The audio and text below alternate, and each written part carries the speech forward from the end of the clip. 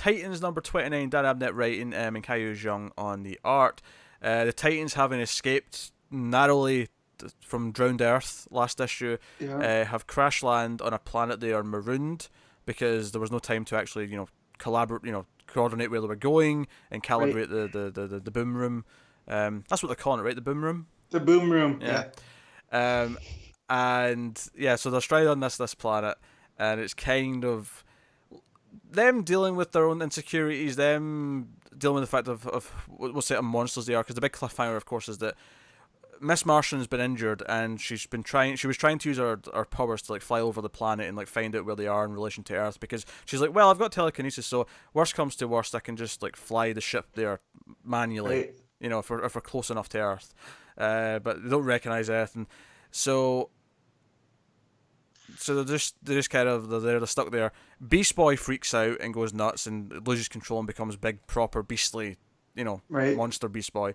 And to the point where he might even trash their boom room, and which will ruin any chances they've got of getting off. Yep. And in trying to calm him down, Miss Martian gets weak enough and loses control herself, and she can't maintain her green Martian presence anymore, and she turns into a white Martian. So they're all seeing this. This is the cliffhanger at the end of the issue. So question: have white Martians always had forearms, or is that something new? Because I can't remember. It 'Cause seems I could've sw- it seems familiar. I'm not surprised by it. Yeah, because I could have sworn they looked like they were just bigger than green Martians.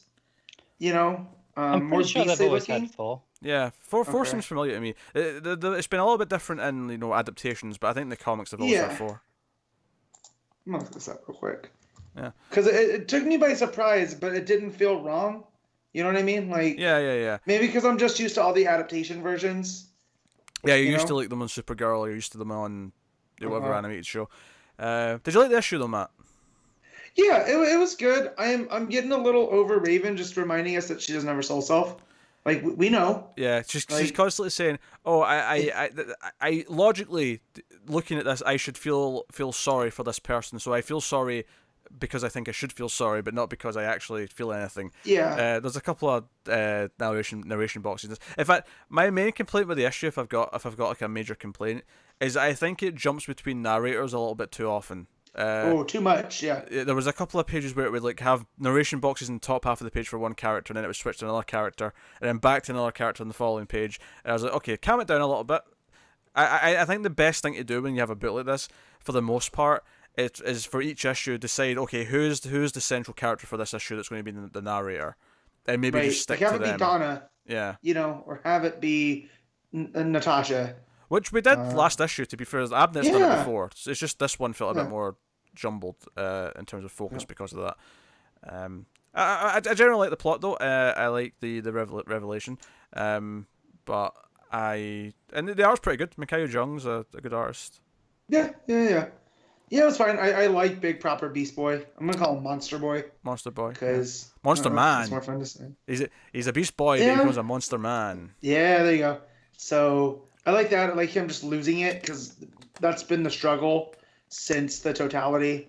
The piece Yeah. of the source wall is he has to concentrate on keeping his proper form. Now, So the fact like he gets onto this planet and starts wreaking havoc on him, he just loses it. That was cool. And I also like Natasha trying to figure everything out. Like she feels less than because she can't get this going because it's like her one skill yeah, is supposed to be able to. she's beating herself up over it. So they're all going Yeah. through a pretty hard time, except Raven, Yeah. amusingly, because she doesn't feel anything. Everyone else Right. does go through a really hard time. Yeah, and we only know that because she keeps telling us. Yes. So too many narration boxes. Maybe Raven's being a little bit repetitive, but I generally like what's going on, and I assume this is how we're going to end up with Kyle around. Is that he'll maybe be the one that finds them here? or Yeah, the comes to help them. beacon. Yeah. Because there is a beacon going that they get fired up. And he'll probably be in the neck of the woods wherever they are. It's curious that like they weren't supposed to be able to boom out of range, but something with the ship that they ran into that affected them.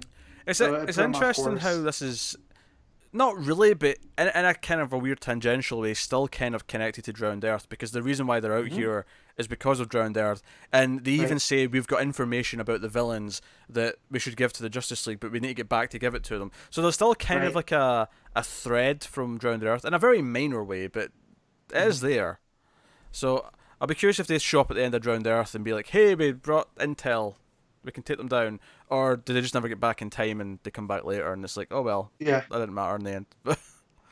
Yeah. So I'm looking at all the incarnations so far of White Martians have always had 2 arms, but they have 2 mouths.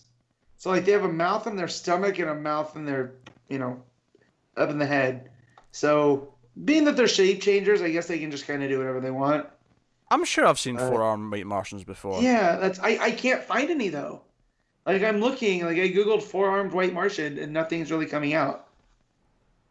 It's weird. So, I mean, whatever. Artistic license. Yeah, it didn't surprise me. Comics. And they can Right. shapeshift, so they can make have as many arms as they bloody want. Yeah. So, But no. yeah, no. So that was Titans. What are you giving it, Matt? Another solid 7.5. It was pretty good. Yeah, no, I'll say 7. I think. Yeah, good. I didn't enjoy it maybe as much as the last several issues, but Yeah. I'm still digging it.